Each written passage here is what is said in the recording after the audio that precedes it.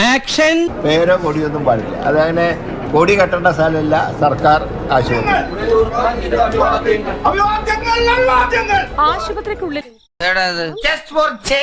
കൊടി പിടിച്ച് മുദ്രാവാക്യം മുഴക്കിയ ആരോഗ്യമന്ത്രിക്ക് സ്വീകരണം.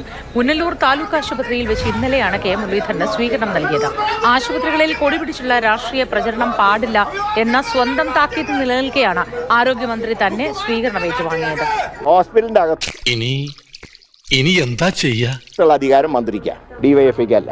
പുറത്ത് ചെയ്തോട്ടെ, അകത്ത് ഞങ്ങൾക്ക് ഉത്തരവാദിത്തമുണ്ട്. ഒരു കാരണവശാലും ഹോസ്പിറ്റൽ വളപ്പിൽ ആരും കയറാൻ സമ്മതിക്കില്ല, ഒരു പാർട്ടിയിലും. അവിടെ രാഷ്ട്രീയ പ്രവർത്തനം അതിൻ്റെ അകത്ത് വേണ്ട, പുറത്തുനിന്ന് എന്ത് വേണമെങ്കിൽ.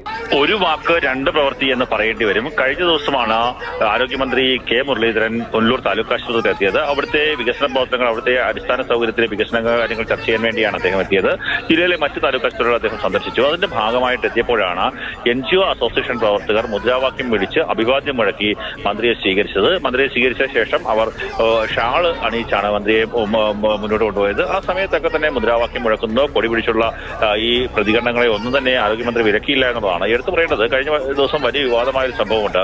ആലപ്പുഴ മെഡിക്കൽ കോളേജിൽ ഡിവൈഎഫ്ഐ പ്രവർത്തകർ നടത്തുന്ന പൊതിച്ചോറ് വിതരണത്തിന്റെ പേരിൽ വലിയ രീതിയിൽ ആക്ഷേപങ്ങൾ ഉയർന്നിരുന്നു. അതിൽ മന്ത്രി കൊടി പിടിച്ചുള്ള രാഷ്ട്രീയ പ്രവർത്തനം ആശുപത്രികൾ അനുവദിക്കരുത് എന്നുള്ള കാര്യത്തിലേക്കാണ് അന്ന് മന്ത്രിയുടെ പ്രസ്താവന പോയത്. എന്നാൽ ആ പ്രസ്താവനയുടെ ചൂടാറുന്നതിന് തൊട്ട് മുമ്പാണ് ഇത്തരത്തിലുള്ള ഒരു പ്രതികരണം NGO അസോസിയേഷൻ പ്രവർത്തകരുടെ ഭാഗത്തു നിന്നുണ്ടായത്.